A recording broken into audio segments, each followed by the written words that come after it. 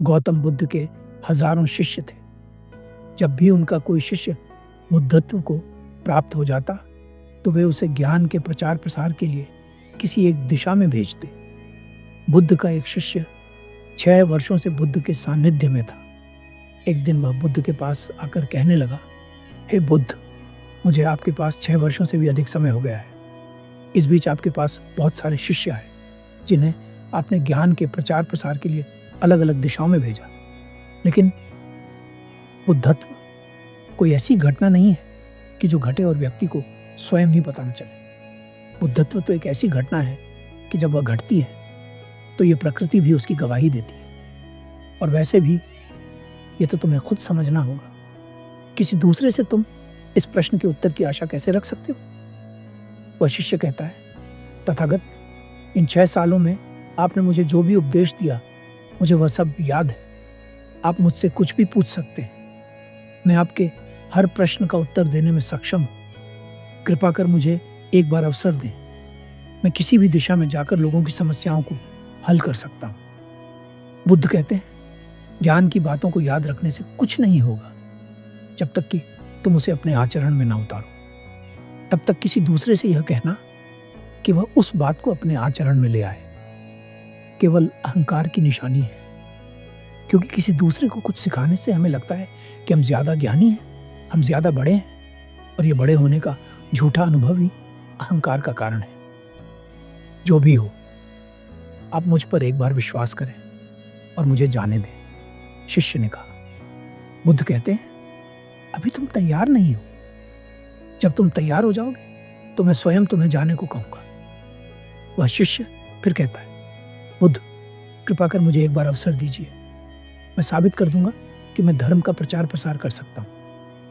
बुद्ध कहते हैं, ठीक है, तुम पूर्व दिशा की तरफ जाओ, वहां तुम्हें एक गांव मिलेगा।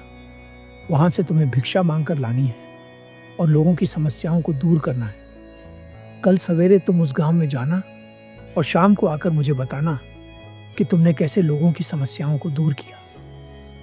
वह शिष्य बुद्ध की बात सुनकर बहुत प्रसन्न हुआ।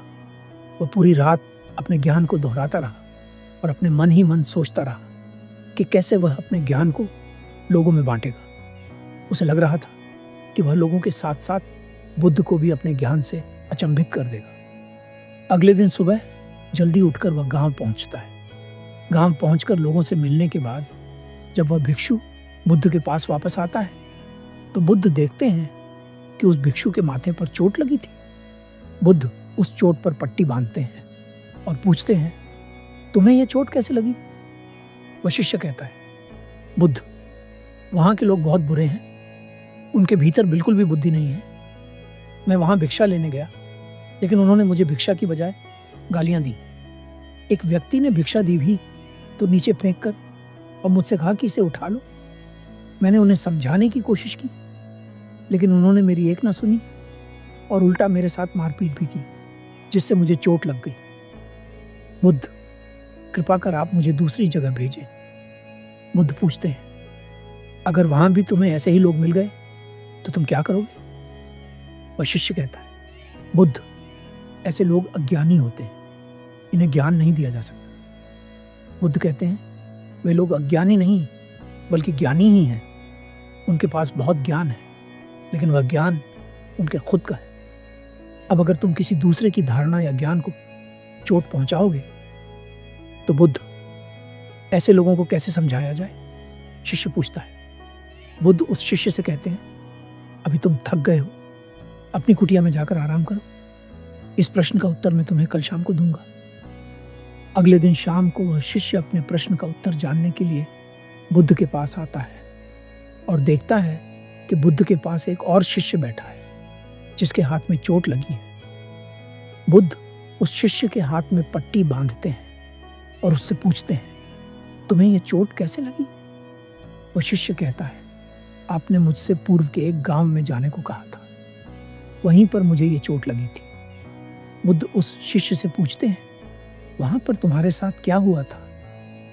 वह शिष्य कहता है, बुद्ध, वहां पर मैंने सबसे भिक्षा मांगी, लेकिन किसी ने भी मुझे भिक्षा नहीं दी, जिसके कारण मुझे चोट लग गई। एक व्यक्ति ने मुझे भिक्षा तो दी, लेकिन ज़मीन पर फेंक कर। मैंने ज़मीन से भिक्षा को उठाकर अपने पात्र में डाल लिया और उसे कल्याण का आशीर्वाद दिया। मेरे इस तरह के व्यवहार को देखकर वे गांव वाले थोड़े अचंभित हुए। उन्होंने मुझसे कई प्रश्न किए और मैंने उनके सभी प्रश्नों के उत्तर सरलता से दे दिए। मेरे साधारण से व्यवहार से उन लोगों के मन में प्रश्न उठे, जिज्ञासा जगी। बुद्ध, उन लोगों ने जाते समय मुझसे इस चोट के लिए क्षमा भी मांगी और मुझे अपने गांव फिर आने को कहा। मेरी आपसे एक विनती है, क्या मैं उस गांव में अगले कुछ दिनों तक भिक्षाटन के लिए जा सकता हूं? वहां के लोग बहुत भोले हैं। मेरे एक छोटे से व्यवहार ने उनके भीतर रूपांतरण का बीज बो दिया है। मैं उस बीज को सींचना चाहता हूं। यह सुनकर पहला शिष्य बुद्ध के चरणों में गिरता है और बुद्ध से क्षमा मांगता है। वह कहता है, बुद्ध, मैं समझ गया, अभी मैं दूसरों को ज्ञान देने के लायक नहीं हूं। बुद्ध कहते हैं, हमें बाहर वैसे ही लोग दिखाई देते हैं जैसे हम खुद भीतर से हैं।